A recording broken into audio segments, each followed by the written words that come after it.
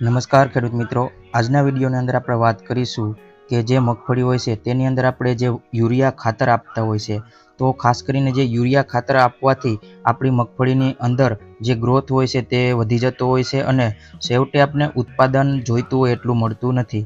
કારણ કે જે નાઇટ્રોજન હોય છે તે ગમે તે પાક લે તેનાથી ગ્રીનરી જોવા મળતી હોય છે અને સાથે સાથે ગ્રોથ પણ જોવા મળતો હોય છે. પરંતુ જે આપણે મગફળી હોય છે તેની અંદર નાઇટ્રોજનની જરૂર રહેતી નથી અને યુરિયા ખાતર હોય છે તે મગફળીની અંદર આપણે નાખવાનું નથી. કારણ કે જે મગફળી હોય છે તેને નાઇટ્રોજન હોય છે તે હવાના મારફતે તે લઈ લેતું હોય છે. તેથી આપણે જે યુરિયા ખાતર હોય છે તેનો ઉપયોગ કરવો નહીં. પરંતુ ઘણા ખેડૂતોને એમ થતું હોય છે કે જે આપણે યુરિયા ખાતર ના આપીએ તો તેના બદલે આપણે કયું ખાતર વાપરવું જોઈએ. તો ખેડૂત મિત્રો, આજે આપણે વાત કરીશું કે મગફળી જ્યારે આપણે 30 થી 35 દિવસની થઈ હોય અને જે ખેડૂતોને ખાસ કરીને જે એની અંદર આપણે